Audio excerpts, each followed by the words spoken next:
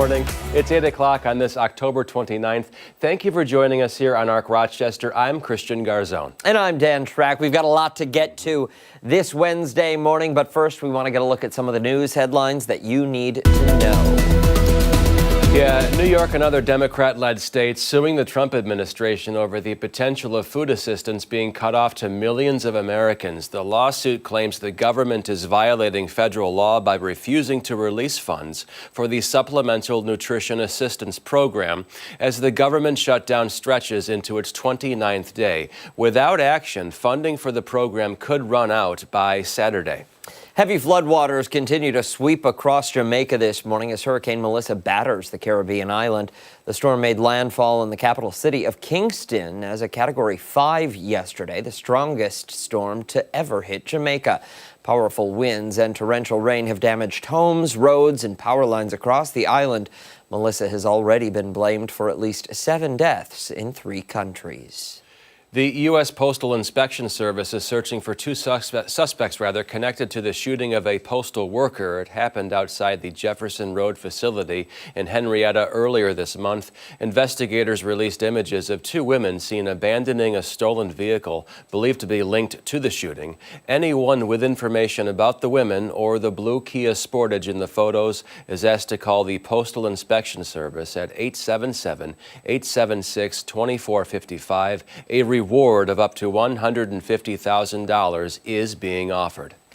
All right, 8:01. Let's get a look at what we have brewing for the next 2 hours, starting with a morning run that does more than just burn calories. Yes, it's the annual Wegmans East Avenue Grocery Run. It's back and happening this weekend. We're going to sit down with organizers and learn how every step helps fight hunger right here at home. Then we are looking ahead to an upcoming celebration of style, service, and sisterhood. Sigma Gamma Rho and the Yellow Tea Rose Foundation are hosting an evening of black elegance at the MAG. We'll learn more about the importance behind that event. And later, oh, what a night. Polite Ink Company is bringing laughs and holiday spirit to the stage with an improv benefit show happening this weekend. We're going to talk to the troupe behind the sketches and find out how every giggle helps feed local families. But before all of that, let's check in with the forecast here. We're going to see a mixture of sunshine and clouds throughout the day today. Marty Snyder joins us now for a look at what we can expect. Hey, Marty, good morning. Actually, I've seen you all morning. It's not really a good morning like, hey, first time seeing you. It's been since 4:57 a.m. But hey, hello again. But yeah, good morning, and it is going to be a good morning. We're going to see some sunshine. That's always a nice thing to start off the day with, and we get to keep some of that around as we head through the day. Pretty views. We look through downtown and towards Lake Ontario. Can see that one little band of lake effect cloud cover over Lake Ontario, just off in the distance there. But notice the main theme is that sunshine working in, and we're going to see a pretty good amount of that today. Currently 30 degrees, so starting off below freezing, frosty start, and even a little bit of fog for a few towns initially. But otherwise, temperatures move along pretty well today for at least a day this time of year. There's only so much they can do, and we'll take full advantage of that range today. 50 at noon, probably in that low to mid 50s range for highs today, and at least a few more thin clouds enter the picture as we head later into the day. And then longer term, overnight tonight, especially after midnight into tomorrow, could be a pretty good steady rain through that time frame. Only 47 tomorrow. Still, unfortunately, at least a couple of those showers linger into Halloween as well, about 47 then. And really not much change in temperatures into early next week. A lot of temperatures on either side of 50 for a high, so staying a little cooler for this time of year. But overall, some sun today, and then back into some much-needed rain as soon as overnight tonight going into tomorrow. And it could be a pretty good steady rain during that time frame. Amateur hour over here, Marty. I'm trying to explain to Christian as he's sitting here mumbling and talking to himself that his mic is open, and he's like, what? Wait, what's going on? It's like they hear you, is what I'm saying. It's like sitting in the back of church and your grandma down in the front there having a conversation. Yes. I'm grumbling like, oh, my back. Oh, I got to tie my shoe. Oh, fiddlesticks. I don't think I said anything naughty. No. You sit down. We're all a team here. I try to raise my voice a little bit over you, Chris. Yeah, right. Sorry, I didn't know. Well, yesterday it was me out in the hallway clearing my throat, trying to cough. Yeah. I'm glad that's all it was. Oh. All right, Marty, So thank funny. you. Sure. Thanks, Marty. All right, let's go off the top now and start with some things that have piqued our interest this morning. I'll start things off today. Now, we talked about this yesterday during the Truth or Trash segment, and I really wanted to show these photographs. This is about a young couple, husband and wife in China. They're famous now for their uncanny resemblance to each other, leading many to speculate that they might be long-lost siblings. They say for the past 2 years, we've been together almost around the clock, working, eating, and resting together. I guess that's why we've become increasingly alike. For the past 2 years, we've been together almost around the clock. Okay, I'm just repeating it again there, but I don't know who the man or the woman is. I have no, there's a bit of a height difference there, but you know, people are saying, like, go get a DNA test. What if you're actually long-lost or siblings, rather? One person commented.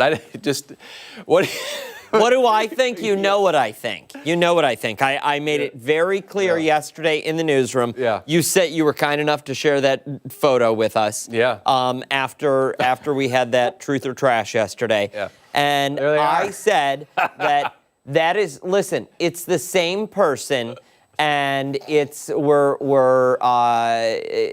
publicity stunt. We're trying to gain attention. That's the same person right there. I don't know about that. I think the one on the left there is the husband. What's not helping them is why are we dressing alike and why are we going to the same salon? Well, I think those are wigs, actually. Remember Saturday Night Live? Yeah. What's that? What? Pat? Oh, yeah. Yeah, it could very well be. It could be the same guy. Yeah, maybe he's using trick photography or something. It is. Remember in, like, they would have on TGIF, like, they would have split screens, and they would have the same actor show up. Yeah. Yeah, like a brother or a twin brother. Well, no, it was Urkel and Urkel. Oh, Stefan Urkel. Yes. Everybody do the Urkel dance. Yes. Everybody hitch up your pants and do a little dance. Yeah, I know it, see? Who did not love that show? Yeah. Oh, that one was what, Family Matters? Family Matters. Yes. Yeah. And that was Jaleel White, everyone at home, who played Stefan Urkel. Good actor, too. He was. Did he take on other roles besides? No, listen, but he was because about a good actor. No, when I've seen interviews with Jaleel White, and could not be further from that character. You got any cheese? Yeah. He was in love. He was in love with Laura. Wilders. No, that was Little House on the Prairie. Laura. What was her last name on the show? Winslow. Laura Winslow, yes, the Winslow fam. And do you remember they had that middle daughter who went upstairs once to go to a room and she never came back? They wrote her off the show. Oh, really? And that's how they got rid of her? Really? I don't know. I don't know why. I don't know what the. How'd we go from talking about this Chinese couple to Family Matters? You're to blame. I don't know. I didn't do it. I don't know. Off the rails. Do we have time, Ashley? Because there's one other show I want to talk about. What other show? Step by Step? Yes. What about Step by Step? Oh, I loved Step by Step. With Patrick Duffy. Patrick Duffy and Suzanne Summers. Yeah. Yep. Mom and Dad, and they each brought in, it was like a 1990s version of the Brady Bunch. Step by step. Day by day. Yeah. Such a good show. And they were at the theme park for the opening of that With the show. fake water. Like, it's supposed to be seaside, and the water is all fake. Yes. If you look at it closely. Really? Hey, old people, let's move on. Old. Okay. Mark knows what we're talking about over there. Listen. You guys are all dinosaurs. No, here's the thing, Ashley. I guarantee that anyone watching us on television right now knows of these shows because they're either our age or older. I know. They're our age or older. And I brought up growing pains this morning in the newsroom. Yes. It's the Unk Show out here. The Unk Show, that's funny. The Unk Show out here. Chris, quit losing your work ID badges. Kim's got your new one in the front office for you. A little on-air hazing. Burn.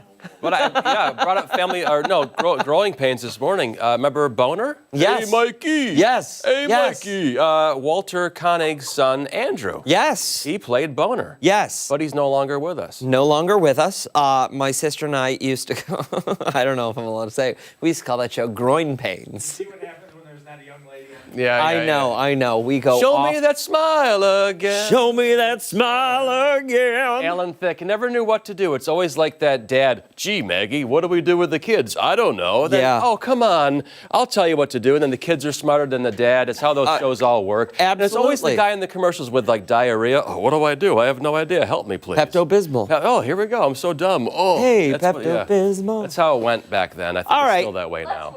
Let's Okay. move along Yeah. to mine. You know how we can use the prompter again. You know how we always say the future is now? Well, this time it's literally flying over California. NASA's new experimental jet, the X-59, just took its first ever test flight, and it could completely change the way we travel. The jet took off from Palmdale, California, out of the Lockheed Martin's legendary Skunk Works facility, the same place that built the U-2 spy plane and the SR-71 Blackbird. Now they've built this. It's a 100-foot-long, needle-nosed plane designed to fly faster than the speed of sound, but without that ear-shattering sonic boom. Instead, this jet makes what the engineers are calling a sonic thump. NASA says it's about as loud as slamming a car door. So instead of rattling windows for miles, you might look up and say, huh, what was that? This project has been in the works since 2018, with NASA paying Lockheed Martin more than $500 million to make this happen. The goal, to prove that supersonic flight can be quiet enough to bring back commercial planes that fly faster than sound legally over land. That's because right now, that's banned. That's why the old Concorde could only zip across oceans and not over cities. It was lightning fast, New York to London in under 4 hours, but it was too loud. Windows shook, dogs howled, and people like Mark McLean, they would complain. The X-59, it's built to fix that. It eventually will cruise at Mach 1.4, roughly 925 miles an hour at 55,000 feet. That'd be a blast. That's nearly twice as high and twice as fast as your typical passenger jet. Wow. And here's what makes this wild. If this works, we're talking about cutting cross-country flight times nearly in half. So you'd be flying from New York to LA in just over 2 hours. Oh, wow. 2 hours. That's less time than it takes you to get to your gate on a Friday morning. And because this was first flight, it was not supersonic. It was what they call subsonic, only about 230 miles an hour.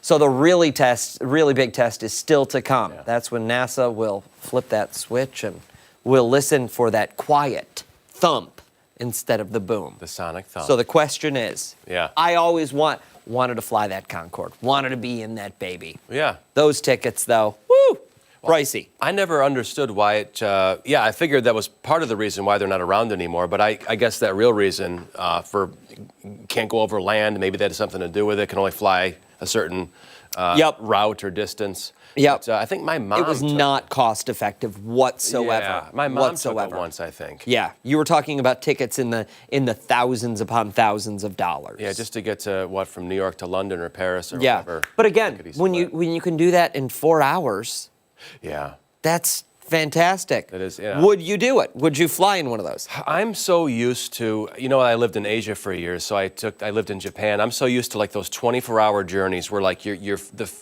first step out the door to when you actually arrive at your hotel or whatever is like 24 hours, if not more. I'm so used to that. I would love to cut down any time that I could. Yeah. If I'm flying that far again somewhere. I don't know where this will fly. I guess it'll start off small, maybe cross country or something, but. Yeah, I would imagine, I don't know. Yeah. I don't know why you would waste it for just cross country. Sure. Why would you not just immediately go international? And it can go from LA to London, Yeah. in 6 hours instead of 4. What, do they have to refuel in air or anything like that? I don't know. So this thing does not look like it holds passengers beyond maybe a pilot and co-pilot. Yeah, it does not look like I think they were going for, let's work on we make the aerodynamics of this work so that it doesn't make that supersonic boom. Yeah. And then we can try and transition into something larger.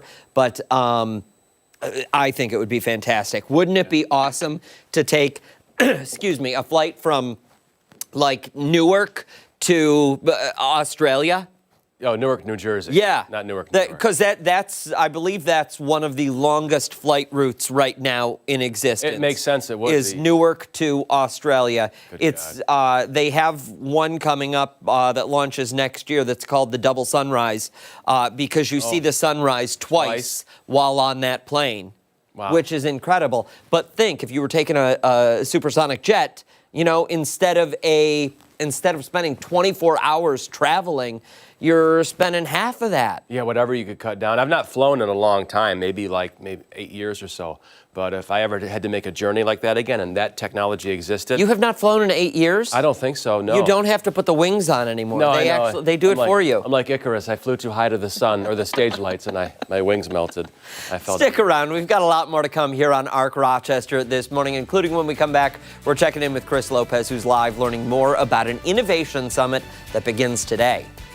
And don't forget, you can watch us on the go or wherever you are by streaming us live over at the 13 WHAM YouTube channel and foxrochester.com. ARC Rochester is back right after this.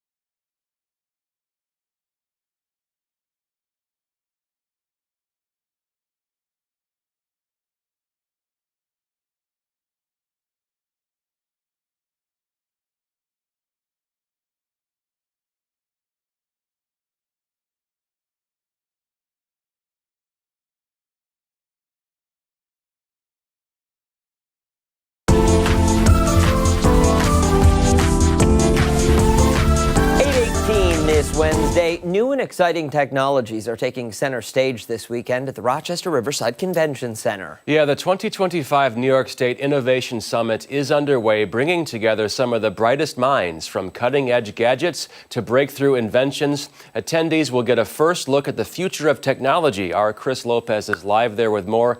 Hey, Chris, how you doing this morning? Doing pretty good. From biotech to snow rescue, I'm here with Dan Toller from DT Rescue Solutions.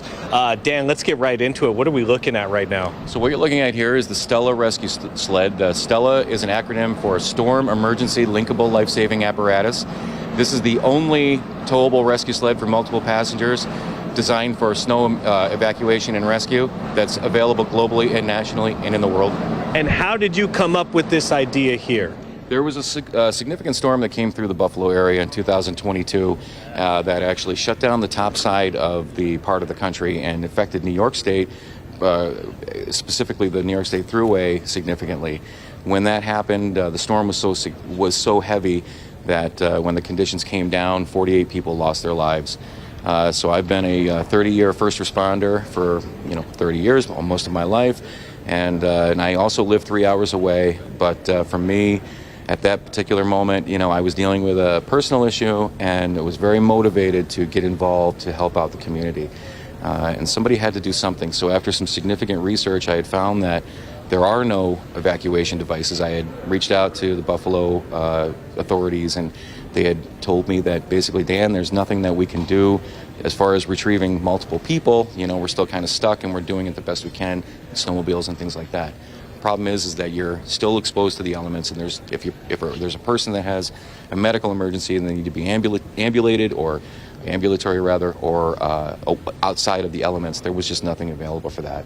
So the Stella came out, and she's here, and she's going to serve the community and continue moving on. And the next steps for her is probably there's some testing that's going to happen with the 109th Airlift Air Wing in Greenland, and they're going to be looking at possibly helping out with some operations up there with their personnel. But for me, the most important deployment for the Stella is to get it out there to the communities where they suffer these experiences every year. We need to stop allowing our people, our community, to fall to conditions that we can control. And how does this work from start to finish? There's a snow emergency. You have 10 people trapped or 8 people trapped. How would you deploy this? So the Stella has the ability to be deployed and acted, or it can be pre-deployed. Inside the Stella, there's some technology that keeps this GPS monitored. So the Stella can be pre-deployed out to a location. So if a community knows that they're going to be experiencing a significant weather event, they can take the Stella out to the areas that they feel are going to be impacted the most, and they can pre-deploy them and let them be staged. At that point, the operators or whoever it is that's going to be controlling that event can then, from a handheld app, they can then control the power and the heat and the lock and everything, unlock that. When a responder gets to the sled, they can have personnel get into it. It can be towed actively in real time with people inside it. It is pulled by a piston bully snowcat, which is what you would see like at a ski area, a groomer with the large tracks, and that is what would tow it. So it can be moving in tandem. It can pull one sled at a time, or it can pull multiple sleds at each time, and it can retrieve multiple personnel at all the time. How far off is this from being implemented in Buffalo, we'll say? So as far as that goes, really now it's up to the state to take a look at it and to try to impress upon the Department of Transportation that this is a new piece of equipment and it's something they can rely on. They go through a testing phase, and then they figure out whether or not it can serve their community and their needs. But that is the next step. Took you 7 months to build this, start to finish. 7 months, that's correct. Quick mover. Well, lives are on the line, and time is not our friend. And so, winter's coming, and we have to get moving. Where can someone check you out at if they want to learn more about this technology? Absolutely. You can find me on the web, dtrescuesolutions.com. You can certainly email me anytime, dtrescuesolutions@gmail.com. And, we're all over the place. So I know that Fuse Hub has definitely got me up there, and they are giving me a lot of exposure. Without Fuse Hub, Stella would not be. She was an idea that was meant to serve the community, but I had no avenue in front of me. And luckily I met someone wonderful from Fuse Hub, and they said, you know what, we need to get this done. This is about everybody. This is incredible. Thank you. Coming up next, we're going from snow rescue to climate change, so stay tuned for that in ARC Rochester. There's a lot of cool and different niche stuff here at the Rochester Riverside Convention Center. Come on down too. Starts at 9 o'clock. Back to you in studio. Very cool, Lopez. We appreciate it. All right. Don't go anywhere when ARC Rochester returns. It's this morning's weather trivia. Mark McLean will join us coming up right after this. You just read it all. I'll just read it. I'll take it all.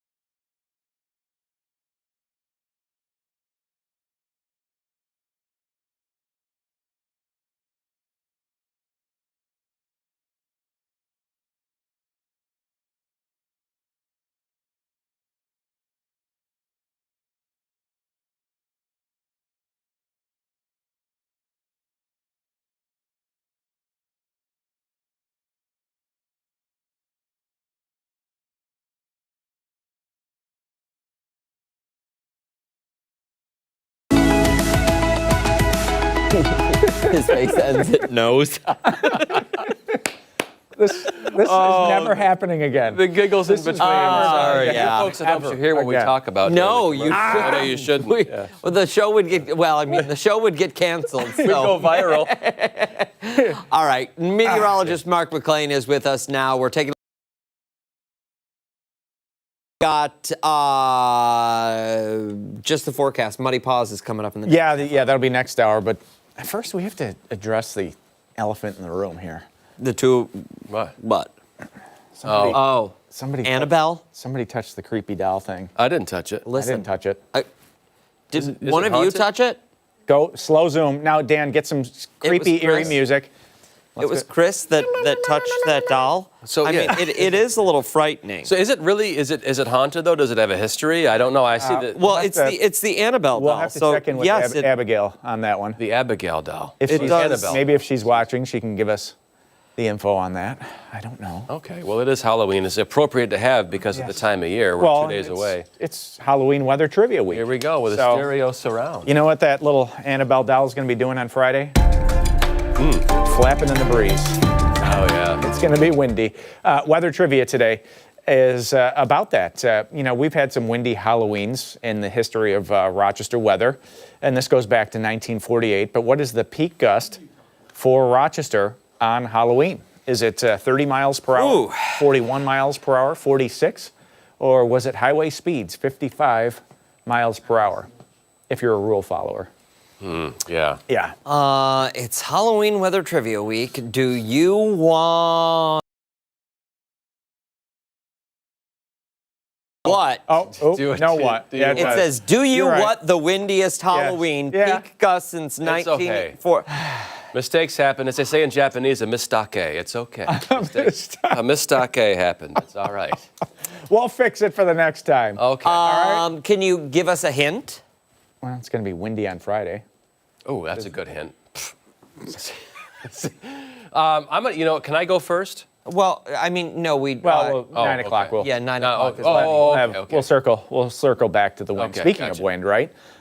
Nasty storm. This ended up being the third strongest hurricane by central pressure in the Atlantic Basin. It got down to 892 millibars yesterday. So only Wilma and the Gilbert back in 1988 had a lower central pressure than Melissa, but went down to 105, northeast movement now at 14. So still a Category 2 storm, and may maintain hurricane status until it gets up towards Bermuda, and even into the North Atlantic could still be a tropical storm by later this week. So yeah, we're happy to say goodbye to that one. But back here, this is the fourth straight morning that we've had temperatures at 30 or below, right? Yeah. That's early in the season for Yeah, something it is. like that. Especially with no furnace. Yeah. Oh, and we didn't have a furnace here yesterday either. Yeah. We still don't have a working one. In the front? No, Oh, wow. it's cold. It's a little chilly in here. 29 outside, though. That was the low. It was 28 yesterday, so not technically the coldest morning that we had. But, yeah, the car has lots of frost on it. If it's still sitting out in the driveway and you need to go anywhere, definitely warm it up. See that band of thin clouds out over the lake? Mm-hmm. That's lake effect. And for the third straight day, it's going from the east end of the lake to the west end of the lake. How about that? That's kind of unusual. Yeah. Nothing else to say about that, Dan? You had something you were going to say. I did. I'm not. Usually Was it it blows. not appropriate for TV? Yeah, wow, it normally goes west to east. Yes, that's for sure. Yeah. And there's the view. Clear sky, lots of sunshine this morning, so pretty nice. But we're going to trade that sunshine for showers, and the timing is just terrible on this. We haven't had a soaking rain in Rochester since the middle of June. Wow. How about that? I mean, it's been more than 4 months. It's been more than 4 months. Wow. Cut to tomorrow. Yep. And you remember the flooding that we had on that day back in June, where we had a picture of a tow truck out here on Hawkins Road underwater, submerged. And you got some poor guy. Yeah. In trouble? I almost got somebody in trouble really bad. Sorry. Oh, wow. But the Expand on that. we'll expand at the end. The clouds come back, and this is just a washout. There's no other way to describe wow. Thursday. It just kind of goes and goes and goes. And by the time we get to Friday, see that big red L on your screen, that's going to move east, and that's going to invite the flow of cold air and wind, as we mentioned.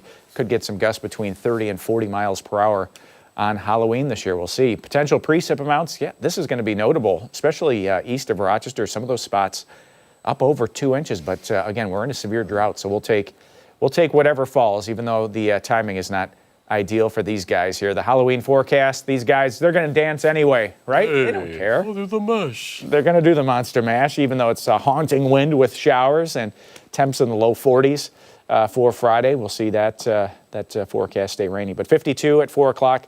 Clouds late tonight, and we'll see some rain finally out of those clouds after midnight tonight. The 7-day forecast, it looks like November, and it feels like November, but at least we get a 49-hour weekend out of this, right? Yep. Fall back, get the extra hour. Gonna need it to recover from Friday, right? Yeah, absolutely. Kristian's having a rager. No, I'm getting my furnace installed Friday by Triple O, hopefully. Oh. That's the Triple O should Plug? be there. Well, I mean, so that means what? Kegger in the front yard until they show up? No, I'm getting my furnace installed, then I'm going to enjoy my new furnace. I'm not doing anything Friday other than that. Maybe a beer or two will sneak its way into my life. Okay. Yeah, you guys are invited to come over if you'd like. That sounds like a lot of fun. Yeah, I know. Watching a furnace Yeah, install. as you get older, that's the thrill. I mean, it's not like toys on Christmas Day. Let me ask, are you going to go into the basement and stand there the entire time the guy's working on it? I check in Just a lot. ask questions? Yeah. So Yeah. what's that wire Are you do? doing that right? Yeah. I might want to suggest Yeah. yes. You could scare him and red or green. like those movies, yeah. Don't go anywhere. We've got a lot more to come here on Arc Rochester. We're back right after this.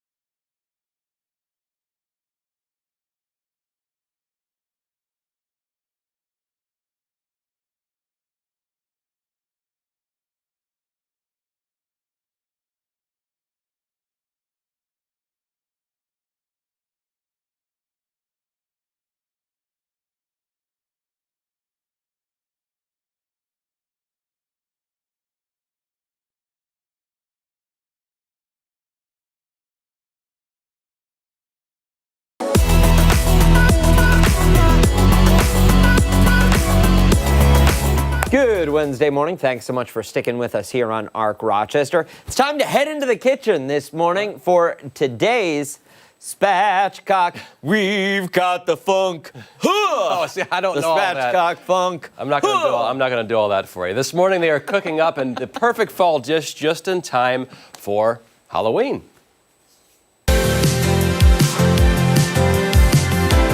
Today's edition of Spatchcock Funk is sponsored by Wisconsin Cheese.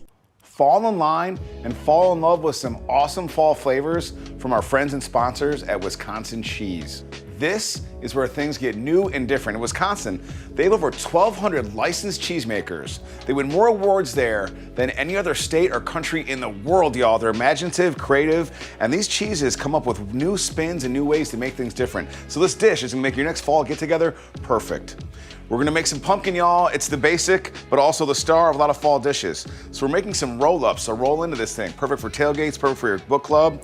Taking half of a 16-ounce can of pureed pumpkin and put that into the middle of our mixing bowl. We got a half teaspoon of nutmeg in here, a teaspoon of granulated garlic, give a little punch to it, and then some salt and pepper to taste. I like a lot of it. So this is part of the base. I'm gonna mix this up first before putting in these beautiful cheeses. So the two cheeses we got from the incredible folks at Boar's Head. Now, Boar's Head, they do a lot of things right. One of the things that they are fantastic at is making awesome cheese. So we have their Gruyere here, and it is beautiful. It melts perfectly, has this nice, sharp flavor to it. It's great. So that's gonna go pretty heavily into this. I wanna get all of it too because I love it so much. Then, Wisconsin made some feta that they sell at Tops. So all these cheeses you can get at Tops, at Wegmans, so check those out. But we're gonna mix this up so you're having way more cheese than you're gonna have the pumpkin flavor. The pumpkin flavor will go far. The cheese is the star, baby. So we're gonna mix that up really good until we get a lot of the cheese distributed. Before I get my hands messy, I wanna make sure you don't mess around. When you're looking for this great cheese, look for the Proudly Wisconsin badge on the cheese product and you know you're getting it right. We have cooked up some lasagna noodles, a little bit less than al dente, so 6 to 7 minutes.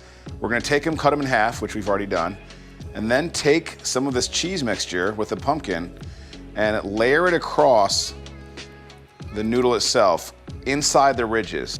We just take it, and we're gonna roll them up, because these become our serving size bites. With the seam part down, stuff them again a little bit with your hands. We're gonna layer up a greased pan with them. Then we're gonna make the awesome sauce. I'm in an excited state of mind right now. Did you know in Wisconsin, by the way, they've been making cheese since before they were a state, y'all. That's a long time. That's why they're so good at stuff. So we're gonna make a sauce for our pasta that's also, by the way, doubles as a great macaroni and cheese for the fall if you want that too. But this is a pumpkin cheese sauce. Before I get into the whole sauce itself though, we're using 2 knockout cheeses. Ross Gouda cheese, and it is more than Gouda. They should call it Beta, that's how good it is. But Ross Gouda cheese, and then Wood River's Cheddar Gruyere blend, and it is spectacular. We're gonna show you how it works into a great sauce. So we've got half a stick of butter. We are gonna melt. Our butter is melting, so we're gonna add in 1 12-ounce can of evaporated milk. We're gonna whisk that together too until we start to get some bubbles and we simmer a little bit. We've been simmering, now we're gonna add in the other half of our 16-ounce can of pumpkin puree. We're gonna whisk that in before adding our other 2 ingredients that actually add a lot of value. So the point of all this for the fall is the pumpkin. People like pumpkin and that's cool, so that's why the pumpkin's in here. But the pumpkin creates a really cool flavor profile and a different mouthfeel that plays really well with the cheeses when this becomes a sauce. But to make that really work, you could add hot sauce, which also can bring out some other flavors, and you know we love doing that. Usually we'd add hot sauce. We like hot sauce and bring out the fattiness of cheese, but this time we're using 2 teaspoons of just yellow mustard. It creates this sharp little bite that spreads throughout the sauce and really brings out the cheeses even more. We've also got 2 teaspoons of thyme that I picked from my garden. This time of year, it's nice for thyme. Time to really make this sauce magical. The magic, the cheeses. So Ross Incredible Gouda, we're gonna put that in here. Then we're taking Wood River's Cheddar Gruyere, which I absolutely adore. We're gonna mix that in too and keep stirring it until all the cheese is melted. Now we're gonna drape it over our fantastic pumpkin roll-ups. It goes in the oven at 375 for 15 to 20 minutes until it just looks bubbly and beautiful. I am pumped for these pumpkin roll-ups. Get a couple on our plate here. We're gonna garnish them with some fresh chives that I picked today. Nice color on that. The pumpkin, the cheese, the chives. This is why the Wisconsin human beings that make all this amazing cheese, man, they know what they're doing. Tailgates, book clubs, anything you're doing this fall in the line and fall into this dish.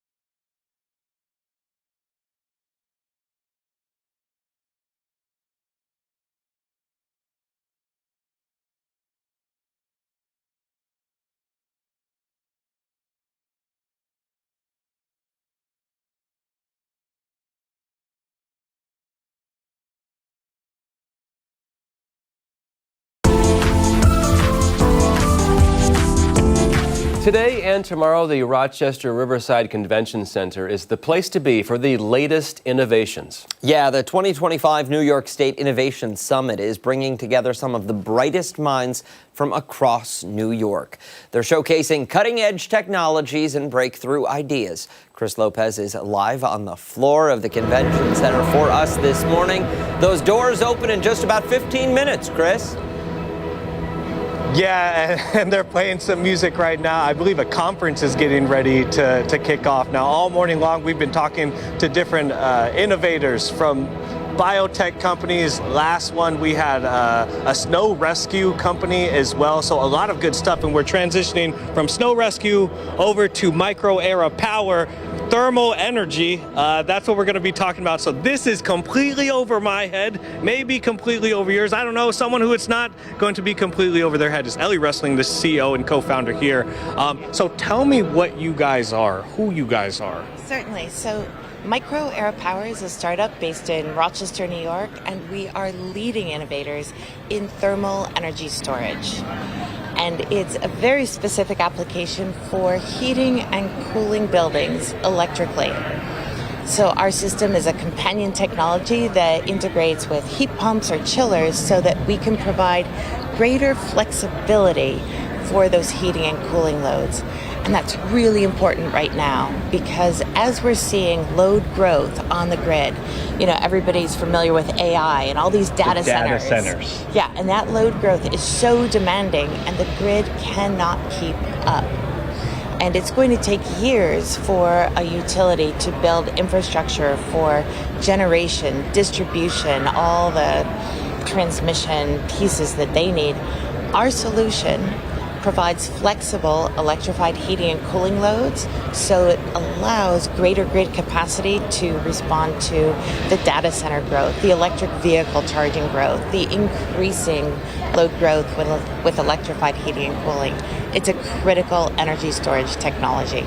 And you guys are not a startup. You guys have been around for 10 years, I believe. What? Is that correct? Well, Micro Era Power was founded initially with the premise of creating a larger system. And today we're celebrating the New York State Innovation Summit, where Fuse Hub will be holding its final competition. Yeah. Micro Era Power was a winner of that competition back in 2018. Okay. That's when we pivoted to thermal energy storage. That was catalytic capital. And we've been very fortunate since then to be supported by U.S. Department of Energy, NYSERDA, and a couple of really globally recognized accelerators. And where do you think this is going here? You guys, yourself, as well as companies that are similar to you guys. Yes, so we're very fortunate to be based in Rochester. Rochester's fabric is based on innovation, so we have access to remarkable facilities, talent through our local universities. And where we are going is we're starting nationally, but we're already feeling pull globally. Okay. So we're looking for support right now from the New York State community in terms of investment, because the federal programs that would have been queued up for us later, that's in transition. We'll just say that politely.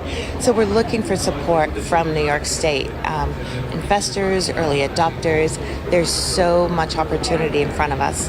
And we're in conversation right now with some very large corporates seeking pilot demonstrations. And so you hit it right on the head. All the data centers, all the EV charging, all of the AI, Bitcoin mining, all of that stuff that takes so much power, we are moving way fast in that direction. If companies don't start to adopt thermal energy or alternative energy, what do you think happens? So the problem is the grid is most stressed on the hottest days of summer, coldest days of winter. So if we don't use thermal energy storage and only rely on batteries with lithium, we're really painting ourselves into a corner. Okay. Micro Era Power solution requires no lithium. It's non-flammable. Our performance is consistent no matter how many times you cycle it. So we have solved for all those problems for a very cost-effective solution for heating and cooling to take that pressure off the electric grid.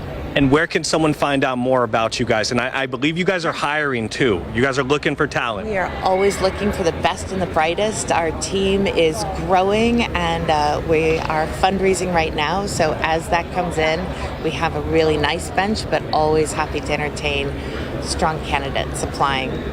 There we go. Beautiful stuff. Some of it over my head, some of it caught on, but you can check this place out. Opens at 9 o'clock, open to the public.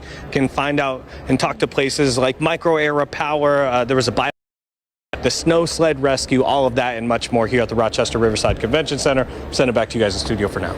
Lots of cool stuff there, Lopez. Thank you. We appreciate it. When ARC Rochester returns, we're taking you behind the story this Wednesday morning. Stick around. We're back after this.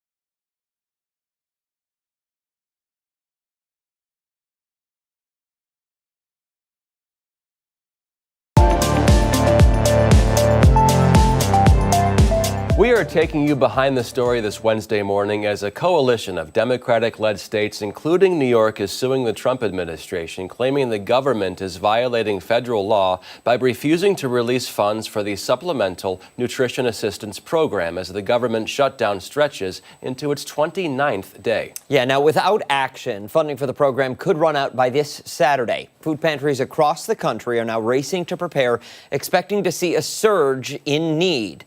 For more on the impact that this could have locally, we're joined now by Mark Dwyer, the Director of Marketing and Communications for FoodLink. Mark, thank you so much for coming in this morning. We appreciate it. Thanks for having me. Talk to us about what FoodLink is doing in advance of the potential stoppage of funds. So a couple things that we are doing with urgency is educating the community, making sure everyone that is on SNAP, that receives SNAP, is aware of what's happening. And unfortunately, there's two things happening at once. There's the shutdown that threatens to completely pause new benefits being released in November. And then there are these eligibility changes that are rolling out at almost the same time that went into effect with a bill passed over the summer. That's hitting people also at the same time. So we're trying to educate the community about both, one being more urgent than the other, and then while at the same time responding to what you described as a sudden spike in need that will happen across the country and, of course, right here in Rochester. Can you go into those eligibility changes? Yeah, so there are a classification of people called able-bodied adults without dependents. And so there are several rule changes in place about the age range of that classification. It used to be parents of all children 18 under, now it's 14 under. Now seniors have been kind of kicked off that eligibility. So there are several people that were eligible for SNAP that are no longer eligible for SNAP. And websites like Monroe County, New York State do a great job in spelling out kind of bullet by bullet what those changes are. Yeah, staffing wise, how you guys doing? You looking for volunteers or anything like that? Sure. So yeah, our staff is going strong and responding as best as we can, and always seeking volunteers to help and support our mission. We have shifts open, as always, throughout the week to sort through all the donations that we get and to help out with our many programs. So on our website, foodlinkny.org, there are opportunities to both donate because we have a crisis response fund set up for situations like this. So that is front and center right on our website, and people can donate or donate their time through a volunteer shift. And this is a tough time. This is right before Thanksgiving, Christmas. I mean, I don't know how much longer this will all go on for, but certainly this is not the best time of year this could happen. No, we always ramp up our food banking activities this time of year. Millions of pounds of food go in and out of FoodLink throughout these months, October, November, December, as we support our network of food pantries throughout the 10 counties that we serve.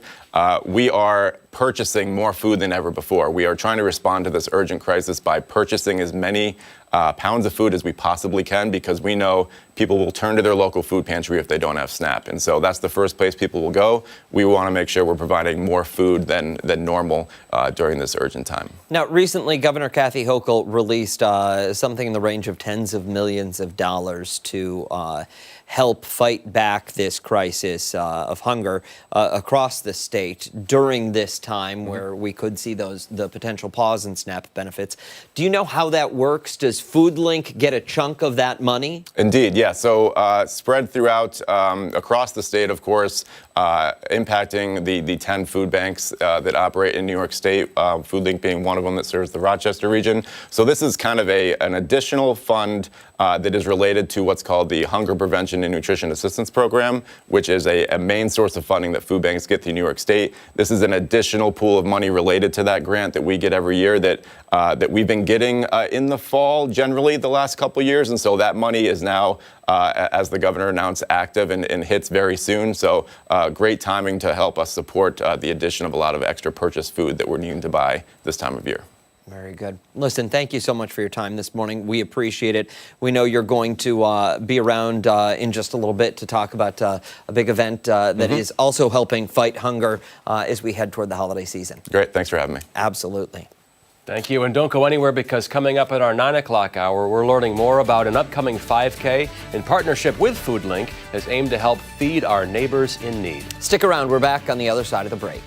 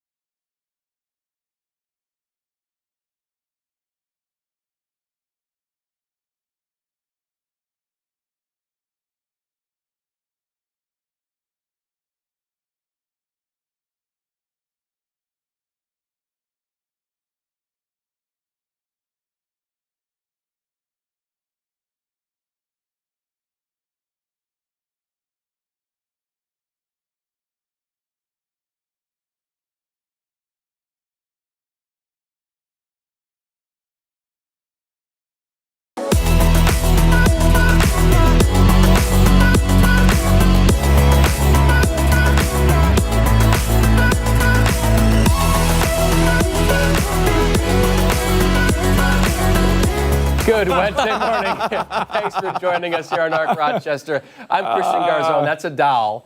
That's maybe. That's Annabelle. Annabelle. That's I'm new Annabelle. To this. I'm new to this. Don't touch it, right? No. It doesn't animate on Arc Rochester, but No. after the show and overnight. Overnight? Oh my God, she runs this joint. Yeah. Yeah, you runs this joint. Yeah. I'm Dan Schrack. That's meteorologist Mark McLean. He is back with us once again. We are talking about weather trivia, and I understand you corrected the grammar in that I weather did. trivia. We I appreciate did. There was a it. word left out. We've got the muddy paws I forecast. wonder if anybody pointed that out on social media. I certainly hope so. Did they, Ashley? No. Nobody Wow. called me out. Kind today. They We were know fine. Dan pointed Okay. it out on air. Okay. Yeah. Yeah, and you've got the full forecast. Yeah, lots to talk about. Obviously, this time of the year, things are changing pretty quickly, and we haven't had a soaking rain in a long time. We've got that in the forecast as well. But let's start with the Halloween weather trivia. That's the theme all week long. We're talking about Friday, of course, this week. But what is the windiest Halloween that we've ever had in Rochester? Okay, and your choices were 30 miles per hour, 41 miles per hour, 46, or 55.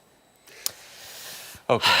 See, it's tough this time of the year. Because It is. We don't get thunderstorms anymore. No. You typically this time of the year. So these answers are going to be all over the place. Barbara, Cheryl, and Eva had C. Julie and Mary had B. Yvonne had D. And probably got a few more, if I had to guess. Yeah. I remember one year when our kids were little and our umbrellas turned inside out. Yeah. She's going to go with D. Yeah. Well, that's really when her kids were litter. Little. That's God. on Ashley. All right.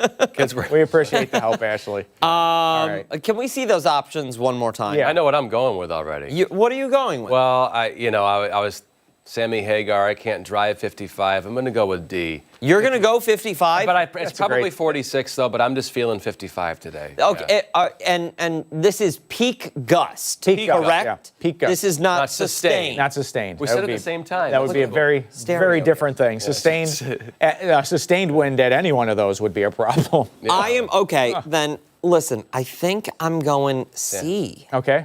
Wait, is that 46 or 44? 46. 46. Yeah. Yeah. Christian's got D. I'm going to go 55. Yeah, I'm we'll with go Yvonne C. in this one. You gonna go C? Yeah. You got it. Yes. 46. Christian. I'm not playing this anymore, Mark. Well, This okay. So dumb. And this was in recent memory. Okay, it would have been after the kids were back in, but this was 10 o'clock on October 31st, excuse me, in 2019. We had a peak wind gust of 46. It was a windy night. I can remember some of the decorations flying around that night. It was windy night. It was not great. You know, it's not what you hope for Yeah. when the kids are out there. It is going to be windy this year as well, but not, I don't think, to that level. Okay. look at this. I had to write this down. Here we go. Okay, this is, first of all, this is Halloween. Yes. Okay? Yes. These are the Merry Misfits. This is, I can't pronounce it, Manuki? Manuki? Maybe? Yeah. Okay. Daisy, Pippin, Penny, Holly, Lucy, Bindi, Zuri, Harry, and Kaylee. 4, 6, 8. Yeah, Do I we're have missing a enough- name, right? Yeah, it is 11. It's 11 dogs? There are 11 Did I just call dogs out there. 11 names? I said Lou No, Diamond I think you Phillips. got 10. 10 names. Lou Diamond Phillips. We forgot one of them then. 10 names. Again, I want to know Yes. what they gave these dogs to sit still. I know, right? How do you do that with 11 dogs? Well behaved. That's amazing. Again, they're looking And at they're all something. looking at the camera. Like, know. no, there's like a big bone right there. Yeah, it's gotta be It's got to be something. something that they're all staring at. Well, hey, we want to see the pictures of your pups and other critters, right? Chime in, 13wham.com/chime in. Scan that QR code on the screen, and there's a lot of dogs in costume on there. So we're going to have a couple of more coming up in the next few days. It's a lot of fun, right? Dry pause today for you.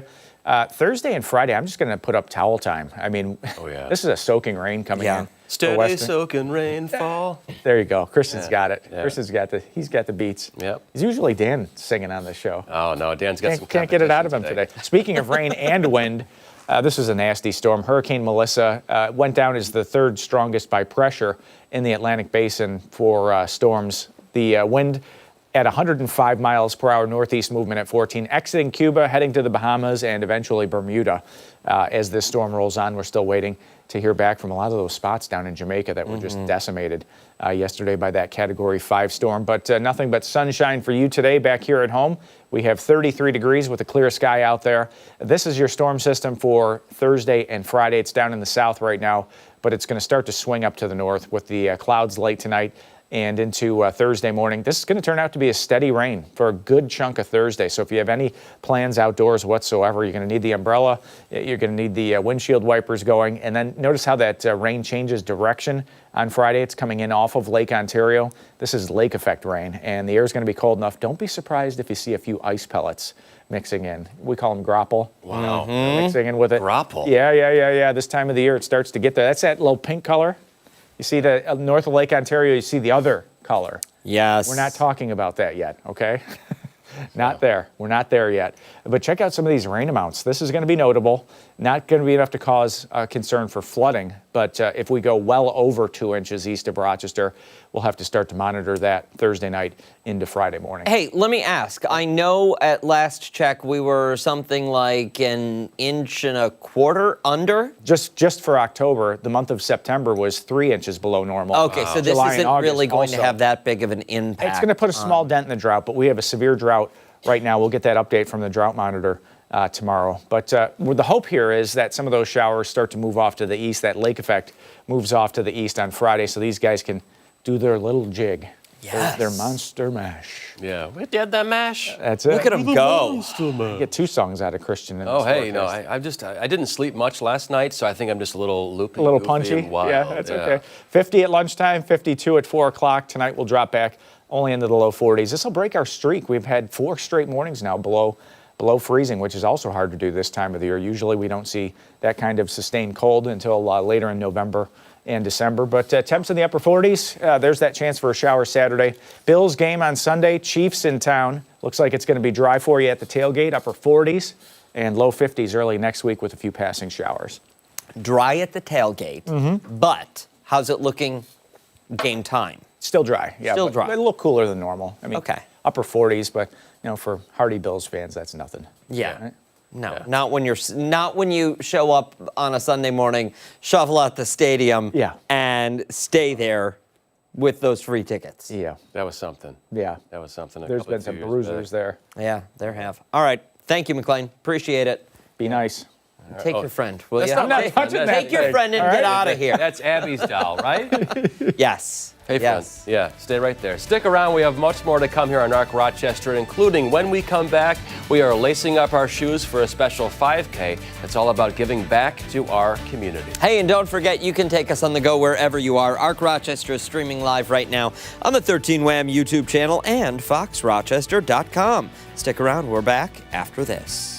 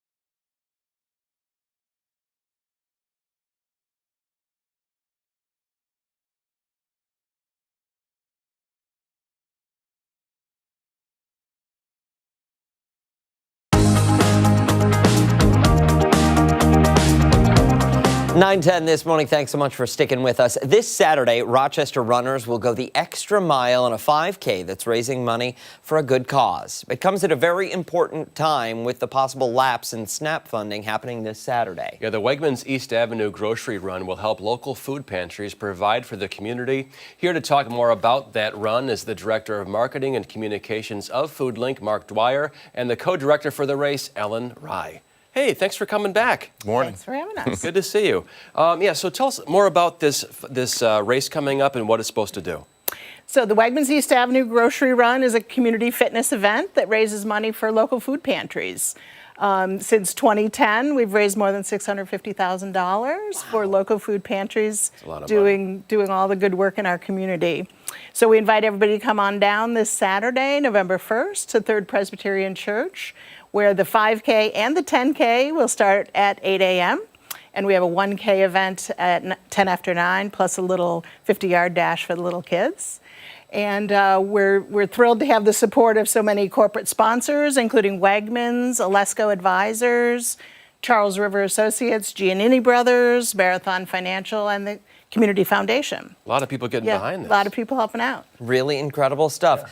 Can you talk to us a little bit about the community members in our area that FoodLink serves? Sure. So we are responsible for making sure that food pantries are equipped to handle folks and serve folks that are experiencing food insecurity. And that's 160,000 people throughout our 10-county service area. So if someone is in need of food assistance, the first place they go to, of course, is their local pantry.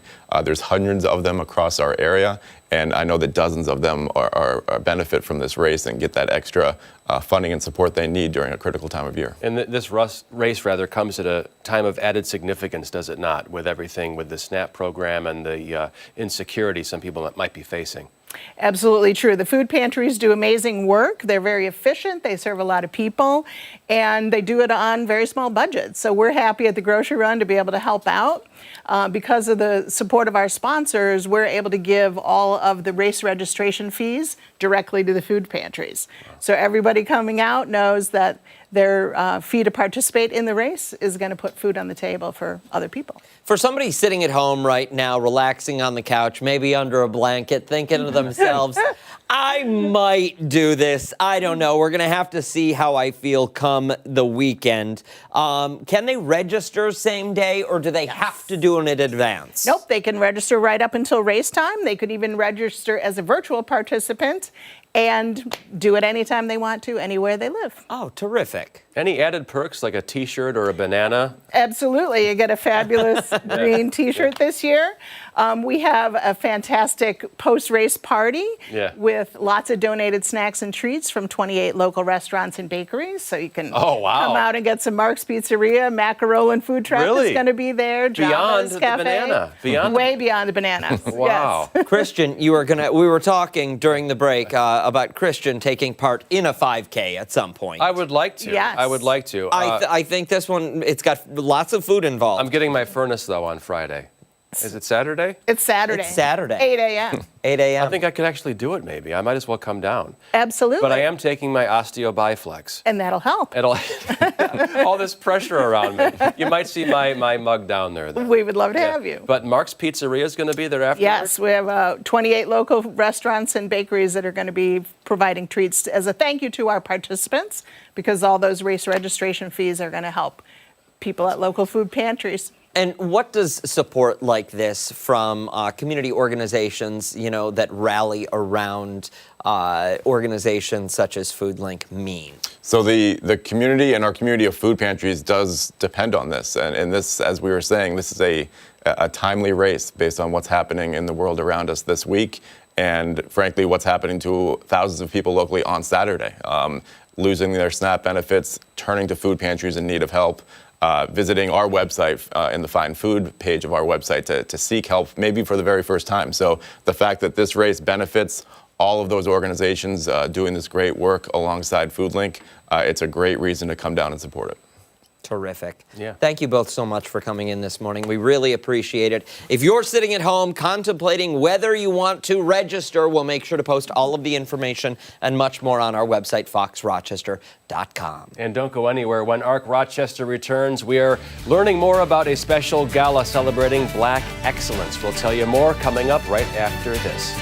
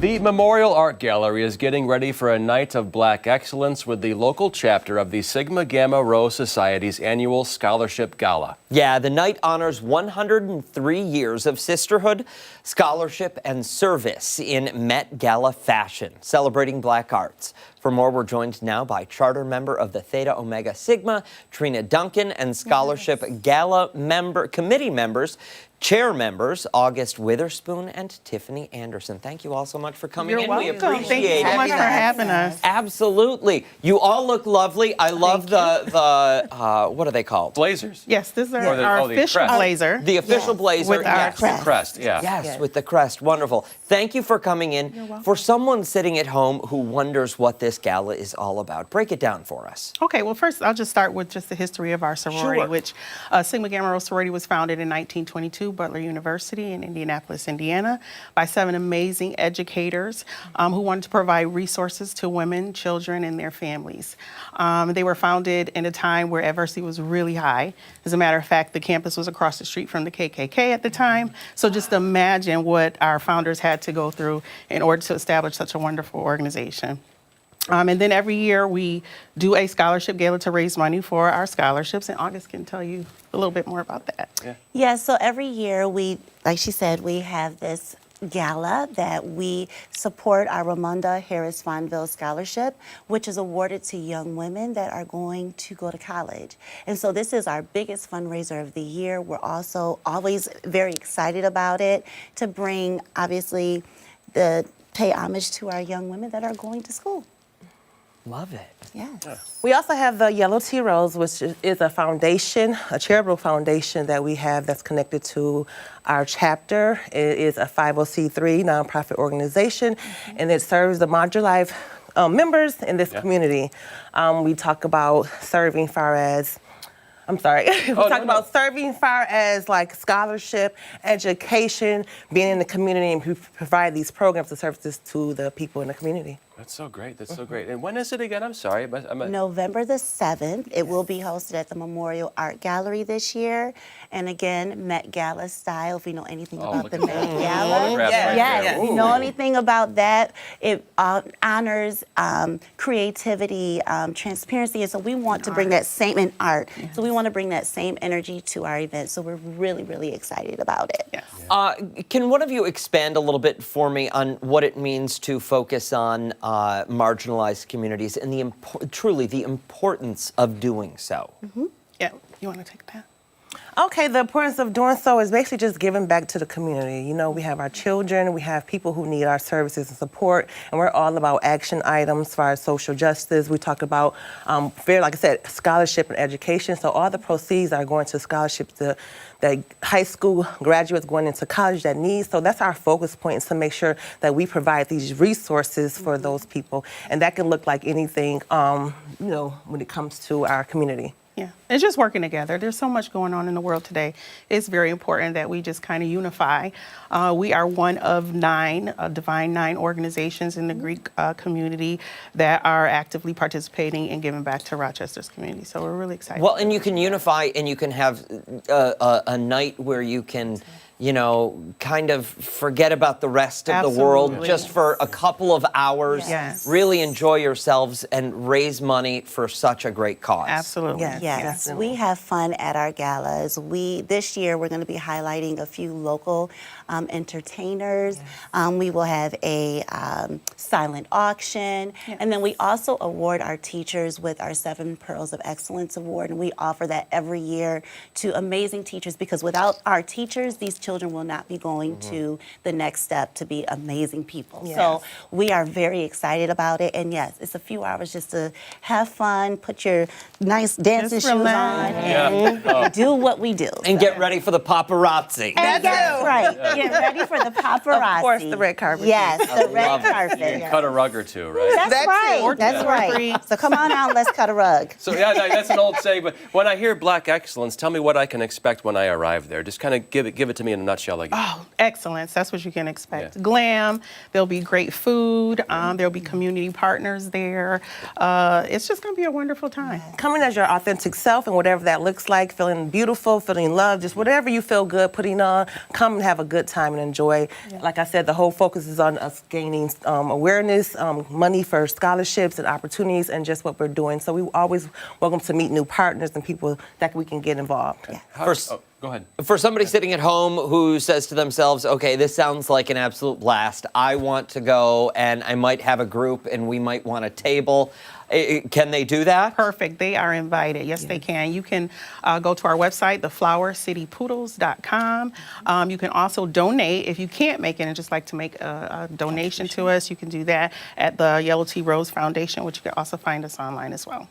Wonderful. Thank you, all three of you. Thank you so much. I appreciate it. Thank you so much for having us. If you want to learn more, you don't have to look far. FoxRochester.com is where you can find all of the information after the show. And stick around. Much more here on ARC Rochester. Stay tuned.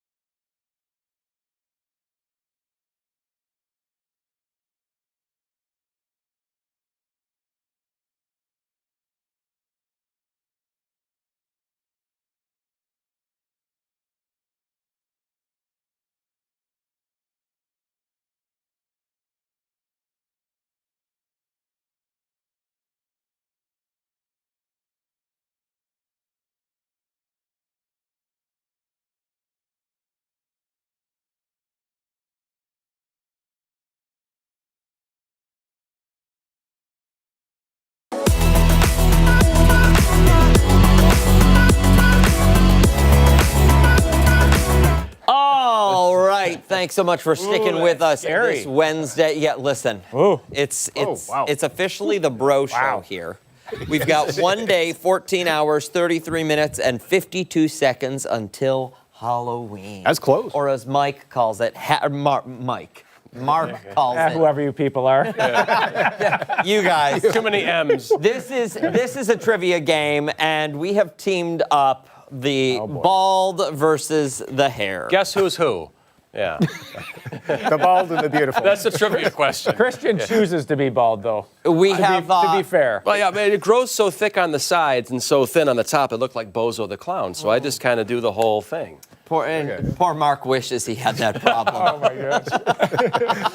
I'm just staying out of this because I don't want to go to HR in the end. Well, Marty, we all know you wear a piece. Yeah, that's like I said, it's two pieces. The back is a piece and the top's a piece. I caught him one time. Christian saw you gluing it on. Yeah, right. Gluing it both on. Yeah. Is it in place? Yeah. All right, producer Ashley is in studio this morning. Okay. She is prepared to quiz us. And Ashley, are all of these Halloween-themed questions? How does this work? They are. They are all Halloween themed. I hope we have so. categories. Okay. Wow. Do you see them on your screen? We don't. Not yet. If we can take the news. There we please. go. It's like Jeopardy here. So, who wants to go first? Well, we've got Actually, food. no. Let's do just someone pick the category. And Okay. then we'll do Jeopardy rules. The categories are food, history, ghosts and creatures, trivia, and horror movies, correct? Correct. Okay. Okay, and who's team one, who's team two? Let's give the bald team one. Okay. Yeah, we've had tough enough life. Yeah. All right, listen, They deserve you it. guys can kick it off then. Yeah. All right. Okay, you go ahead first, Mark. All right, well, let's take history for 100. Nice. History for 100. In what country did Halloween originate? Anyone can buzz in. Anyone can buzz. How do we buzz? Make a noise. You have to Do we have lose designated points if we get it wrong? noise. No, I guess. Okay, Just, bing, bing, bing. Okay. Team two. Germany? The answer is not that. Okay. So- Do we Chance get to steal? a rebuttal? Yeah. I'm just gonna. I'm going to guess something in Europe, right? I was just gonna say England because All Hallows Eve, and it might be such a lame choice. Listen, but- you might be right. You might be right. Nope. Ireland. Well, I what was, if I was going to guess Scotland. Oh, yeah, England owned Ireland at a certain point. Does it count? No, it does not count. We aren't going to get into that. No, let's get into it now. I want to talk about this. Okay. All right. Team two. Team two, we are going to go with horror movies. We don't have that much time, Dan. Okay, sorry. I'm not gonna Let's help go you much food. Let's go food 500. Ooh, Okay. What was candy corn Gross. originally called? nasty. You. Wax. Pumpkin teeth. Nope. I don't even have a guess. I don't know. Yeah, I have no idea. I don't. I Okay. hate candy. Flavored corn? Flavored corn. Chicken feed. Chicken. Oh, okay. Yeah. Wow. Yeah. Marty should have gotten that. This is cool. All Okay. right. We're going to learn some stuff. Team here. one again, I guess. Okay. Okay, I'm gonna do history for 400. Okay. In what century did the word vampire first appear in the English language? I don't know. I'll take a shot. Go ahead. Okay. I'm gonna go Can we with. confer? I'm gonna. Yeah. I'm gonna. I think I know. I was going to say. Well, yeah, because I was going to say we have 16th the century because 1066. We had the Norman invasion of England, so there was. it Okay, sounds like remember a French Jeopardy has word a timer. earlier. Yeah, what's the other way around? Okay. I'm gonna say the 13th century. I actually don't know the answer to this, so I have to reveal it. What's your guys' answer on team two? I think it was in the 1600s, so that would be 17th 17th century. Okay, let's see. 18. We're all too early. I was way too early. Yeah. Wow. Go ahead, guys. So it's us. Okay, yeah, what do you want to do? Do history for 300. Okay. Alex. Yeah. Original term for Halloween. I said it earlier. Yeah, that's This- All Hallows Eve. Eve. Yeah. Correct. All right. Team two on the board. Boom. I gave you. We that. get to pick again. Yes. 200? Yeah. 200. In what decade did trick-or-treating become widespread in the U.S.? 50s? I was, gotta be Yeah. 50s. Let's say Gotta be 50s. 50s. And what's your answer, team one, just in case? 60s. 60s. I'll go with whatever, Mark. The He was 30s. alive then, so 30s. 30s. 30s. Earlier. Wow. Okay. earlier than that. Seems Wow. kind of early. All right, you guys pick. All right, 200 guys for pick- ghosts and creatures. Okay, you guys pick the hard ones first. What is a group of witches called? Oh, they told us this when we went to Salem. What up, my witches? Oh, and I forget what the name is. Is it a gaggle of Gaggle? witches? Yeah. Yeah, a gaggle. It's not, I want to say A cackle. A cackle of witches. Don't give them Cackle. ideas. Yeah. Do it. Cackle. It's a coven. Oh, that makes sense. Yeah, They of did course. tell us that when we went and saw the. Okay, let's Salem. go food 400. Food 400. What was the first wrapped penny candy in America? Oh my God. You guys are all dinosaurs. You should know this. Absolutely. He's got it. It had to have been Tootsie Roll. Ding, ding, Wow. ding. Oh, yes. Look at you. We're getting Don killed. Elhart would be proud of you. I was literally about to You would, say yeah. that. Had a hair too, Dan. You We're did going to so go well. 300. Food. Food. How many calories are in an average trick-or-treater's Halloween Oh, stash? boy. What Increments neighborhood of they in? 1,000. Yeah. What neighborhood they go to? Yeah. On average. What do you say? I don't know. I would say No, let's say 2. Yeah, 2 higher. I'd say 2 to 3. 2 to 300,000. Well, In a- 2,000 in or a- 3,000. Yeah, 2,000. What are you saying? I'm thinking somewhere in there. 2,000 to 3 in their whole stash. It's how many calories in average in the whole stash? I'm going 5,000. So the whole satchel of candy, you're thinking 3,000 Yes. calories? Well, that's what I said, based on the neighborhood. Where are they going? Oh, see, You might be think? surprised about this answer. That's all I'll say. I'm thinking 50,000. Well, if they get the Necco wafers. Oh, yeah, those are negative calories. Maybe it's 15,000, huh? Let's see. 11,000. Well, We were Wow. closest. We got it right. You went over. Yeah, I'll give Team 1 a point. That's not even fair. Come on, we don't have much time. Food Let's go. 200. hair. We're still Let's try winning. some horror Okay. movies. And we Yeah, have I know. hair, Yeah, so we've exactly. already won. How many colors of M&Ms are there in a normal bag? There's red, there's yellow, there's brown, Blue. there's talk out blue. loud, Dan. Is there green? There's green. Yeah. I think it's 5. Buzz. We're going to say 6. It's 6. We're back. We are back winning at life. Team Blue Balled is back. Let's do horror movies. Let's do some blue ball. Team I blue don't ball. think you revealed your team name yet. but- We do horror movies. I'm going Horror blue movies, suits yeah, which one? and Which one? bald heads. Horror movies for what? Let's do 300 for horror movies. What horror movie was filmed in just 7 days? Oh, I know what this one is. I'm gonna. Can I buzz? just go ahead. Yeah, buzz. Blair Witch Project. The answer is no. Do you have a guess? Friday the 13th. This is all you. Halloween. No. No. It's Paranormal Activity. I never heard of think that. I've ever I never heard of that. That doesn't That count. one was terrifying. Let's do Well, was 400 it? in the horror. Yeah, Okay. 400 horror. What is the most commercially successful horror movie? Halloween. Yeah. Yeah, it's Gotta be. It had such a franchise. It. No, Which it? That's Which it, though? wrong. That's got to be wrong. There's more than Sorry. one it. This is, listen, No, I want the point. Give me the point, No, Ashley. you got- Let's no. Before continue I on. come over Let's there do and click 500. that mouse. Let's do 500. 500. 500. okay. What was the first horror film nominated for a Best Picture? Get Out. What about maybe Phantom of the Opera with first Lon Chaney thing? Jr.? Oh, a Phantom of the Opera. Yeah. Christian said. The Exorcist. The Exorcist. Exorcist. With Linda Blair. We probably have time for like 3 more. Okay. Here's Trivia 500. Josh Stroll on our team. There he is. Okay.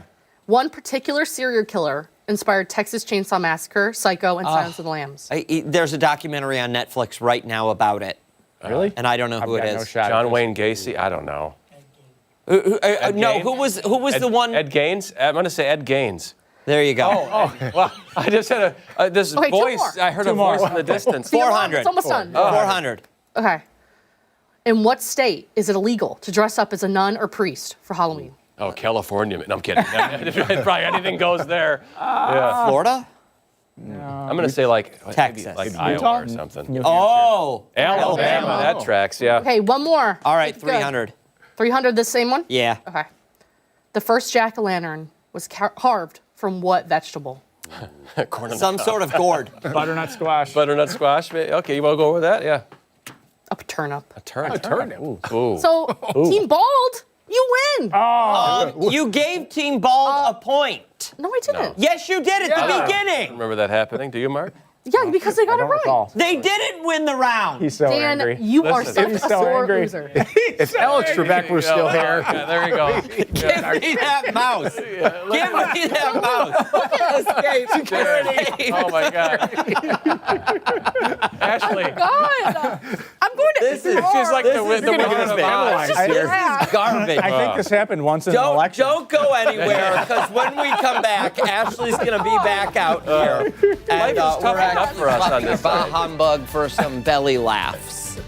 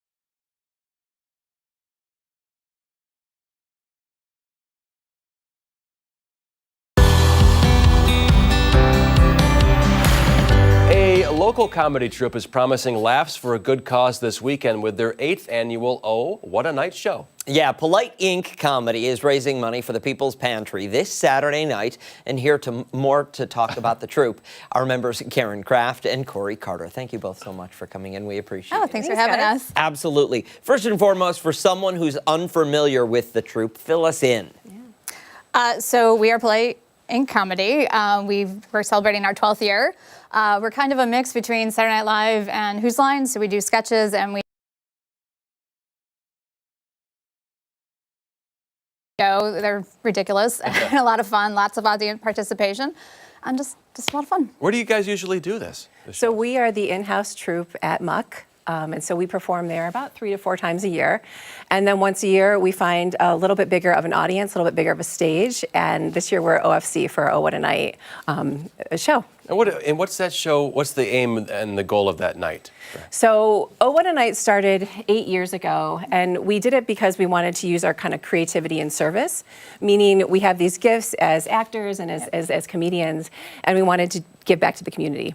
So this is our 3rd year that we're working with the People's Pantry. All of the proceeds from this show that's on Saturday night are going to go directly to the People's Pantry to help feed people in our community. That's really incredible. For somebody sitting there who says, you know, I love Saturday Night Live, but I don't know what that experience is like in person, what can they expect?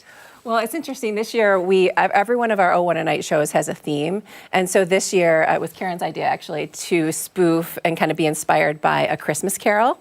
And so what people can expect is Bob Cratchit's desk. They can expect an opening that is loosely inspired. Loosely, yeah. Inspired by Christmas. Just to brush everybody up in case they forgot the actual story. We want to make sure everyone's on the same page. Yeah. So we have our own interpretation of it. Yeah, and then all of the suggestions that we ask from the audience will be based on A Christmas Carol as well. And so, but we don't know how those scenes will actually end up turning up because they might say ghosts and we'll see where we take that. But we will invite people to come up on stage for audience participation games. And then we also, we've got these sketches, which we have one where Scrooge is an unwelcomed guest. Oh. We have one where Charles Dickens wrote A Christmas Carol, but I have created a carol called Darl's Chickens. So loosely inspired. Yeah, so the theme though is current. Like people will be familiar with it, I think, enough that they'll get it. But that audience participation must be a lot of fun. We never know where it's going to go. Yeah. So, I mean, our improv is pure improv. It is, we get our suggestions from the audience, they drive the scene, and we make it up on the spot. Does it ever go so far off kilter that you're Like Ark up Rochester. there, like Ark Rochester, like this show, that you're like at some point trying to find out where are the tracks? I can't even find it to get the train back. Yeah, you need to embrace the path less traveled. Okay. It does. I think that's the best thing about improv and comedy and this type of thing is that I will say people don't come into an improv sometimes they're like, we'll just see how this goes. And so you can blow those expectations out of the water. And to your point, some of these audience members that come on stage, they're so pure and authentic. And sometimes they're really witty. And sometimes they just kind of come out with a very honest moment that might seem awkward, but it actually is just gold and brilliant and so fun for everyone. You never know what you're going to get. And it keeps you sharp as well as performers, I bet. Absolutely. Yeah, and we always have our audiences back. When we have them up on stage, we'll never do anything to make them, look bad or anything like that. We always have their back. So if somebody freezes up, we still have their back on that, and we get through the scene. So. It's about having fun for everyone. Yes, absolutely. Everyone. This is really incredible. Okay, one more time, hit them with the information, when, where, and tickets. So you can go to PoliteInc, that's INK.com. The tickets are there. We also have a Bob Cratchit VIP desk where you can surprise one of your friends and have them up on stage for one of the scenes. There's tickets available for that as well. The show is November 1st, this Saturday. Doors open at 6 for raffles and a cash bar, and then the show starts at 7. Wonderful. Thank you both so much for Thank coming you in. for We really having us. appreciate it. More information on our website after the show, foxrochester.com. When Ark Rochester returns, we are taking a look at some of the stories that have been, people... You need those glasses. Hold on. Scroll back up a second. We have people we'll be back after this. Stay tuned. I got to wear these more often. You got to work on your improv.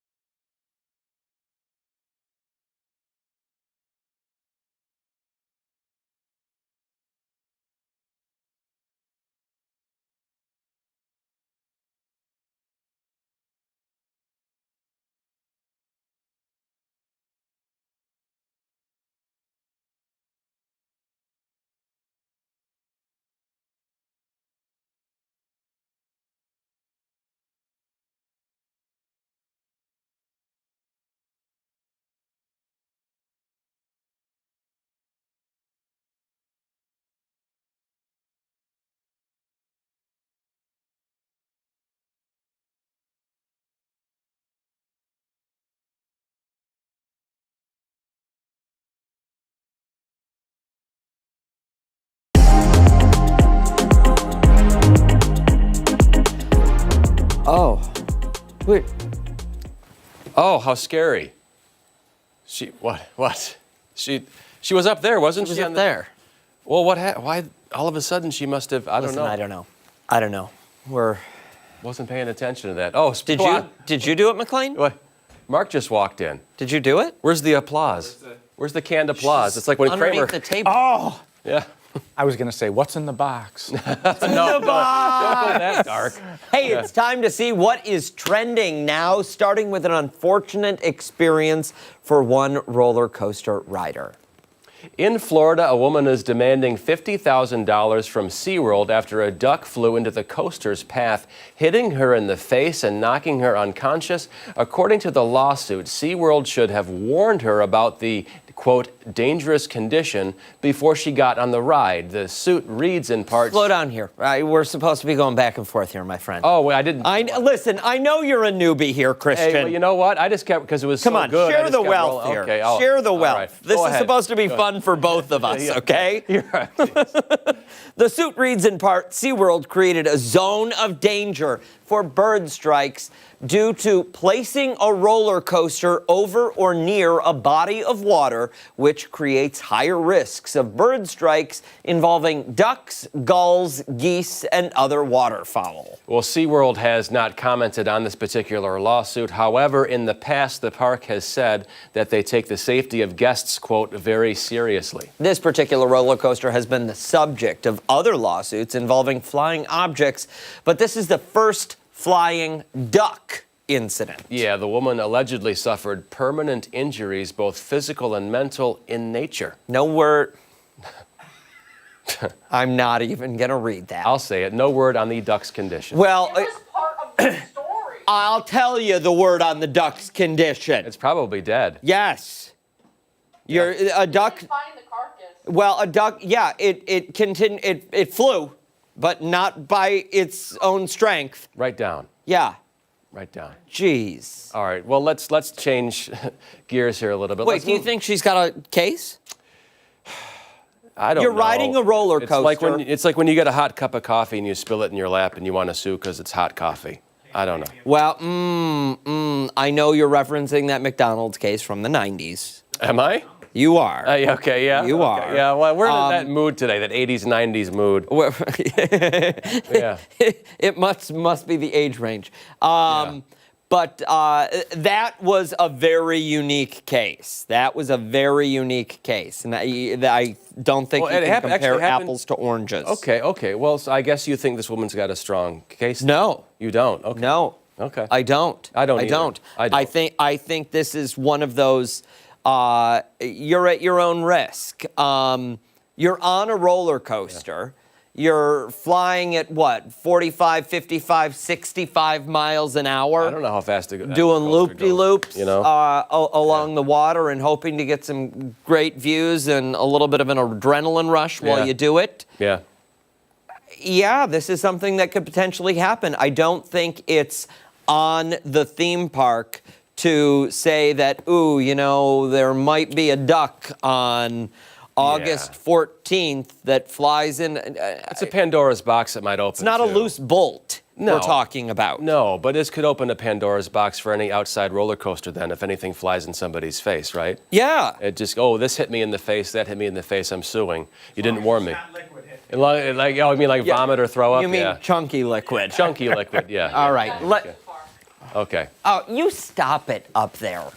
Okay, let's move along now to a restaurant in Australia that has a strict policy that has some people questioning if it's allowed. It is now a viral TikTok. A mother criticized the dining spot's rule regarding children. She shows in the video a large sign hanging on the wall reading, "We appreciate well-behaved children and require them to remain seated at all times." In the post, the mother explains that she understood where the restaurant is coming from, but felt like it was a bit of an attack toward parents. She goes on to say, well-behaved doesn't mean to sit the entire time during meals, and the restaurant shouldn't promote unrealistic expectations. Many people have voiced their opinions in the comments. Of course they did. And some took the side of the mother, saying, let kids be kids. while others were siding with the rule, saying if you can't teach your children manners, don't take them out. The restaurant did comment on the post, saying the purpose of the sign is to purely promote safety and comfort for all guests. Our goal has always been to provide an enjoyable experience. That's what we say here on Arc Rochester, too. Yeah, I always tell you guys to sit down. Yeah. Provide an enjoyable experience. What do you think here? I think there must have been some incident that triggered this sign. Sure. So something happened where they just said, well, we're going to make a blanket sign, put it up, everyone should comply. But then again, one size doesn't fit all. It doesn't fit all. You're absolutely right. However, that doesn't look like a Chuck E. Cheese. So I don't expect when I go in there to have my meal that I'm going to be surrounded by, screaming children. Yeah, do you frequent Chuck E. Cheese often? It's been a while for me. No, I don't. Okay. I don't. I haven't been since my nephew's, 7th birthday party, maybe. Yeah. Been- But no, you make a restraining order. Yeah. But you make a good point, though, because it did not look like a Chuck E. Cheese or a Pizza Hut. It looked like a kind of a, well, of course, my You are way too bossy up there today. Yeah. Way too bossy up there today. She is she's mean today. Did you know your favorite candy can do more than just satisfy your sweet tooth? According to one self-proclaimed cheese reader, food can work as a divine tool and predict our future. Wow. What is happening here? I don't know. The woman, what woman, says she practices fortune telling using just about any kind of food? Did she write this? She's done croissants, cookies. Okay, she's done. Well, she's done croissants, cookies, a wedge salad, bread, oatmeal. You name it, it can tell your future. Do you have to make the food, Ashley, or does she make the food? Or do you? So read on. Okay. She says she started reading tea leaves as a teen and has since been experimenting with different kinds of foods. By observing things like how people hold the food, eat the food, bite or touch the food. Okay, it all helps her tell the future. It's beyond palm reading here. She does readings for individuals, groups, and brands. Last year, she teamed up with the NFL to see the destiny of 21 teams based on Snickers bites. In honor of the Halloween spirit, she was recently was able to determine what people's favorite Halloween candy says about them and their future. Let's read some of the findings. Okay, so Reese's Peanut Butter Cups.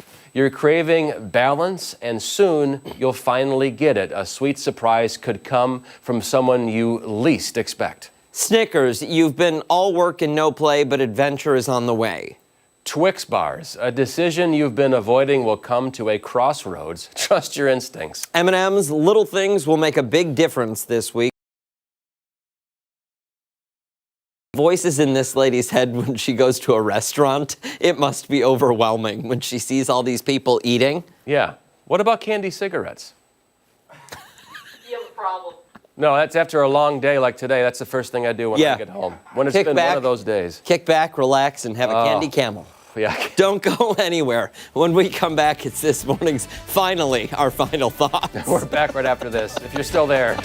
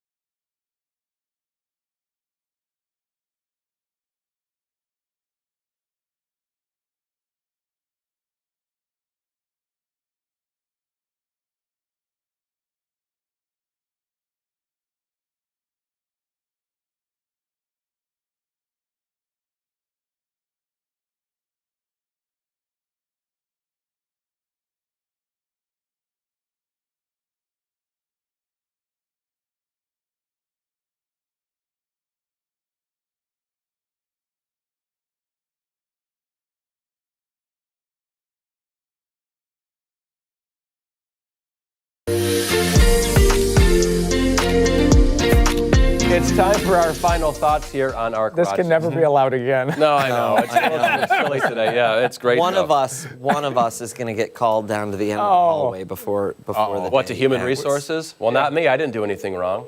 Oh, who are we calling? We're calling Stephanie. Oh, Oh, it is. Is she going to pick up? I don't know. Oh, we'll find out. see. In the meantime, we'll keep chatting. If not, guys. we'll get to hear what her voicemail Tell her we sounds need the like. PG version. Yeah. Halloween plans? You guys taking the kids out? Or? Hi, sorry I couldn't come to the phone right Stephanie. now. It's okay. Just leave a message after. We want to sing happy birthday? To Stephanie. Okay, ready, guys? Best voices. 3, 2, 1. Happy birthday to you. Happy birthday to you. You at home. Happy birthday, dear Stephanie. With 2 N's. Happy birthday to you. Stephanie, this is your family here at 13 WHAM. We're calling to wish you a very happy birthday. That'll do it for us here on Arc Rochester. Make sure to wake up with us again tomorrow morning starting at 4:57 over on, what's the other channel? 13 WHAM ABC. And make sure to join us for more news today on 13 WHAM News at midday. We'll do it without a teleprompter.